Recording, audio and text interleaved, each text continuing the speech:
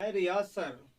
मैं अपने channel डिनेमाइट series के माध्यम से आज मैं आईएएस हो, पीसीएस हो, टेट हो, सुपर टेट हो, रेलवे हो, ग्रुप डी हो, किसी भी प्रकार की परीक्षा जो हो उसमें इतिहास एक ऐसा टॉपिक है जिसमें हम थोड़ा से मेहनत करके अच्छा से अच्छा स्कोर प्राप्त कर सकते हैं। उसी के संदर्भ में मैंने इसके पहले आप लोगों को सिंधु घाटी सभ्यता का पार्ट 1 और पार्ट 2 डाल रखा है, आप उसको देख लेंगे।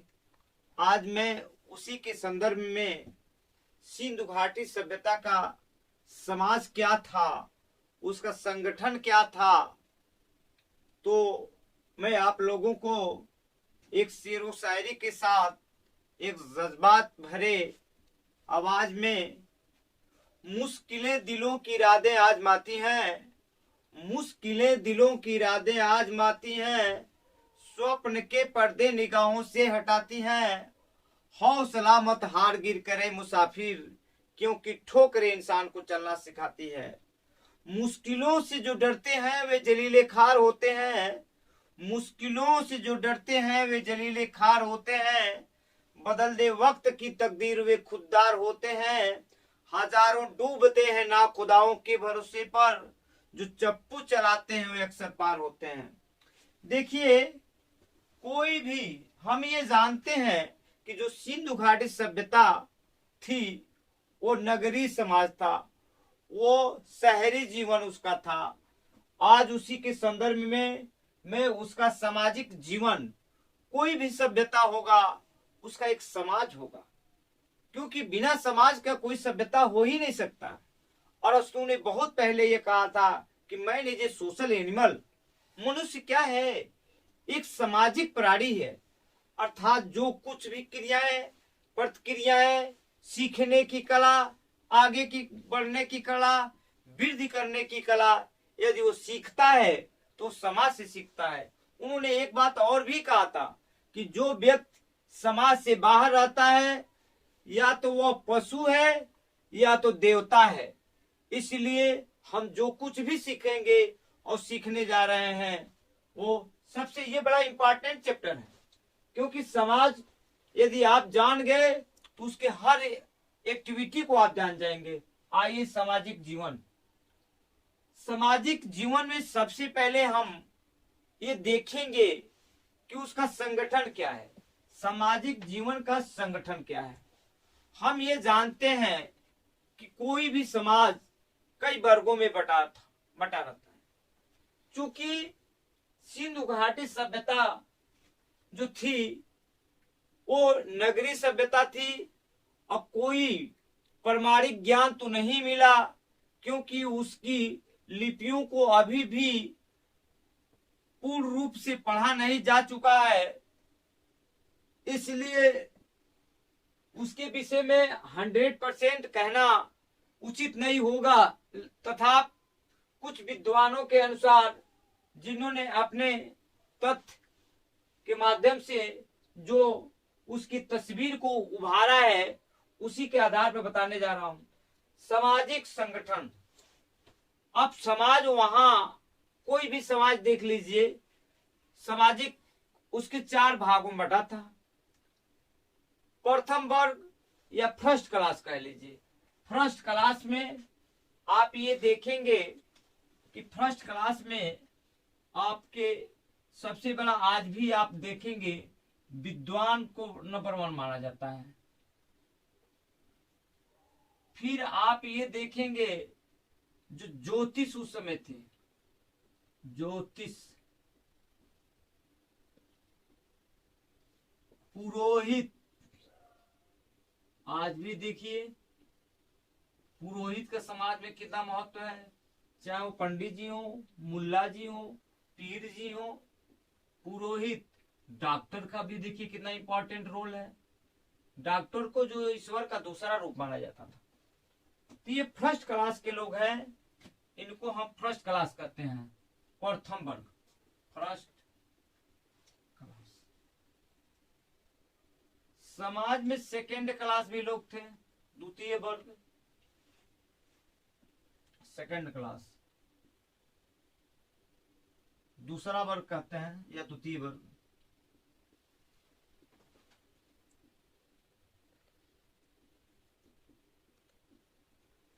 द्वितीय वर्ग में आप देखेंगे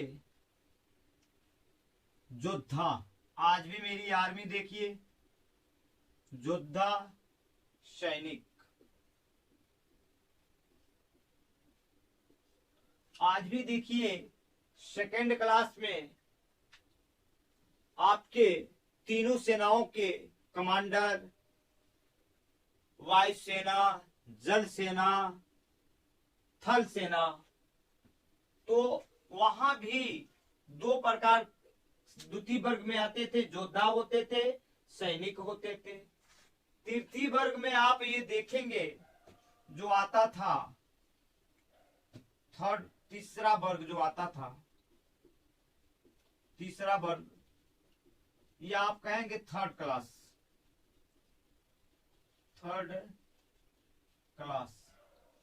इसमें आपके उद्योगपति आते थे, व्यापारी आते थे। उद्योगपति या व्यापारी क्या करते थे, इन लोगों का काम मुख्य रूप से उपजाने का काम होता था, व्यापार करने का काम होता था। तो और चौथे वर्ग में आप ये देखेंगे, चौथे वर्ग में आप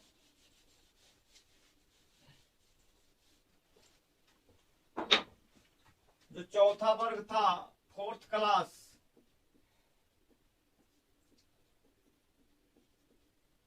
उसमें आज भी देखिए नौकर,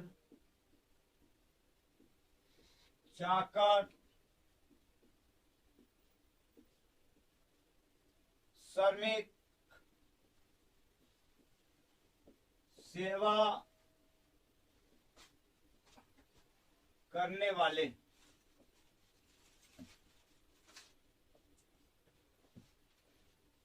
आज की तुलना कीजिए, आज भी समाज में आप देखेंगे एक सबसे पहले बड़ा वर्ग होता है, विद्वान वर्ग होता है, जो कि अगर प्राइम मिनिस्टर हैं तो उनके पीछे एक आईएएस लॉबी है और उनको कोऑपरेट करती है, उनको सहायता करती है, और जहां जरूरत पड़ती है यदि बुद्धि से लेकर के हर एक चरणों में वो आईएएस लॉबी का महत्वपूर्ण स्थान है। दूसरे वर्ग में आप देखेंगे आज भी हमारी सेनाएं सीमाओं पर कितना महत्वपूर्ण काम करती है, चाहे वो थल सेना हो, वायु सेना हो या जल सेना हो, उनकी बहुत ही महत्वपूर्ण भूमिका है। तीसरे स्तर पर देखिए आपके उद्योगपति हैं और व्यापारी वर्ग हैं। चौथे पर नौकर, चाकर, श्रमिक वर्ग हैं। इस तरह जो सामाजिक संगठन था वो आपके 4 वर्गों में बटा हुआ था। आइए जरा देखा जाए,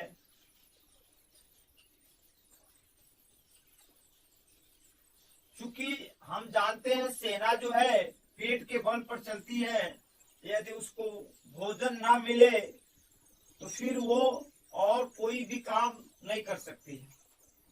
तो जरा खान पान की बात किया जाए। दूसरा जो समाज होगा तो समाज का एक संगठन होगा, फिर उसके खान पान होंगे, खान पान। देखिए खान पान, मांसाहारी, मांसाहारी और शाकाहारी दोनों था।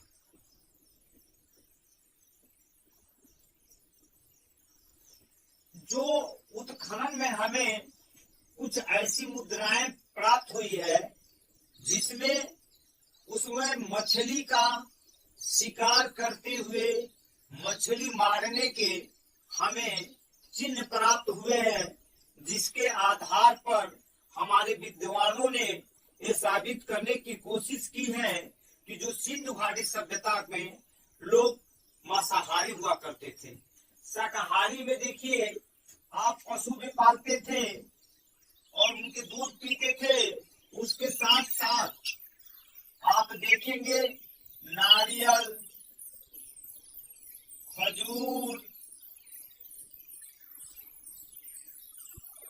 नारियल, खजूर, नींबू का प्रयोग करते थे। लेकिन मुख्य रूप से इनका जो भोजन था वो आपका गेहूं, जौ और दाल था। आज भी देखिए हम लोग का जो प्रिय भोजन है आपका गेहूं है, जौ है, दाल है, बहुत चाव से लोग खाते हैं। राजस्थान में जाकर देखिए, तो मेरे कहने का मतलब जो खान पान था उनमें शाकाहारी था और शाकाहारी दोनों था। अब आइए इसके बाद खान पान के बाद वस्त्र, क्योंकि रोटी, कपड़ा और मकान ये सबसे बड़ी है। ये रोटी, कपड़ा, देखिए तो इनके वस्त्र होते थे। वस्त्र में जो होते थे उन्हें धोती पहनते थे। धोती एवं दुशाला, जिसको हम कहते हैं, आज जो है बड़े बड़े नेताओं को देखेंगे एक मॉडल में बड़े बड़े चादरों को कवर किए ओढ़े हुए, उस तरह वहां भी बहुत जोरों से देखेंगे एक ऐसे व्यक्ति का वो सिंबल मिला हुआ है जिसमें वो धोती और दुपट्टा की तरह वो ओढ़ा हुआ है। महिलाएं भी क्या करती थी, धोती पहनती थी और धोती के साथ उनके दुपट्टे हुआ करते थे और ऐसे वो ओढ़े रहती थी जैसे लहरता हुआ कबूतर के पंख के जैसा हुआ करता था। तो धोती के साथ इनके दुपट्टे भी हुआ करते थे। तो रोटी, कपड़ा और आइए इनके वस्त्र हो गए। वस्त्र जब आदमी को मिलता है उसके साथ साथ हम ये देखेंगे कि इनके जो है मनोरंजन के भी काम हुआ करते थे। मनोरंजन में पशुओं की दौड़ हुआ करती थी। मनोरंजन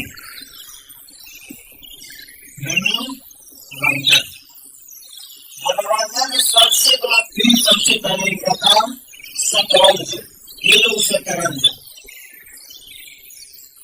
वो बड़े प्रेम से या बड़े रोचकता के साथ खेला करते थे। रोचकता रुचि लिया करते थे। साथ साथ ही लोग पशुओं की दौड़ हुआ करती थी। पशुओं की दौड़ कराते थे।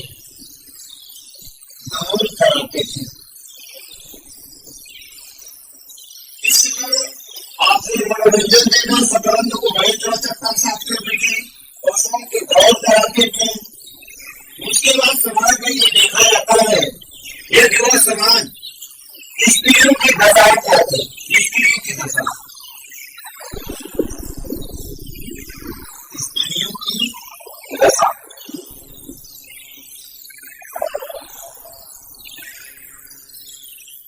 क्योंकि आज भी देखेंगे एक विभिन्न सभ्यता है। इस विभिन्न सभ्यता में लोग शिक्षित हुआ करते हैं और वहाँ महिलाओं को बहुत महत्वपूर्ण स्थान दिया जाता है। उनको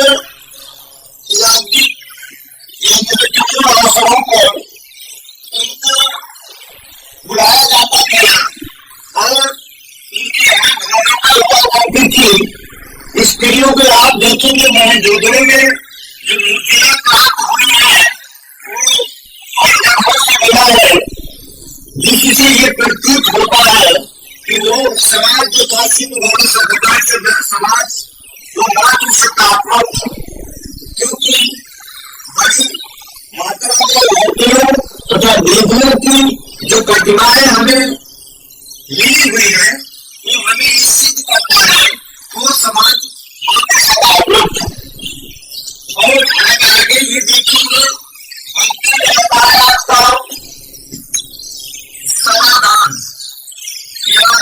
समाधान का मतलब हितक संस्कार कैसे किया जाता था। तो हितक संस्कार जो है बिल्कुल संस्कार कुछ अपना दिए जाते थे, दक्षिणे दिए जाते थे,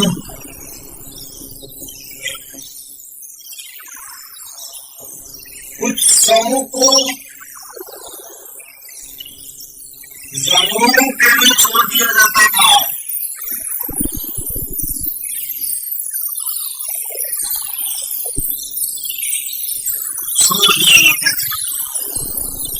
तो कुछ जला दिए जाते थे।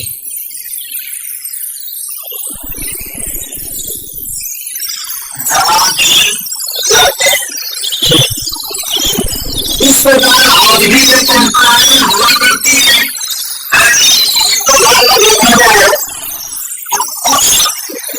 तो अगर कोई बाहर ऐसे करना चाहता है तो उसको ये देखा जाता है, दबाव दिए जाते हैं। कुछ लोगों को, बहुत लोगों को उसके ऊपर जो होता है जला दिए जाते हैं, एक बोतल में रख दिया जाता है। ऐसी घटनाएं हमको सिर्फ हमारी सभ्यता में देखने को मिला है। और कुछ लोगों को जानवरों के लिए छोड़ दिया जाता है। आज भी देखेंगे बड़ी बड़ी महानगरों कुछ लोग या तो समाज में रहते हैं या जल में उनको यूज कर दिया जाता है और मछलियां खाती हैं। तो इसको लेके आपको ये लगता कि जो सिर्फ हमारे सभ्यता का समाज देख रहा वो निम्न सीधा और सरल था। उसके मामले में ये आपको ये बताना चाहिए कि समाज संगठित था। उस समाज में 4 घर हुआ करते थे और अब ये ड्यूटी श्रेणी और बारबाजी थे। दूसरी जो था उसमें रास्ता चला था, उसमें जनता और सैनिक हुआ करते थे। एक रास्ता जो था उसमें आप देखेंगे व्यापारी और उद्योगपति रहे।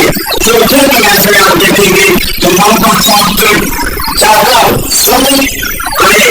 और उसके बाद खान पान में आप देखेंगे तो खान पान 2 प्रकार का था, शाकाहारी था और मांसाहारी था।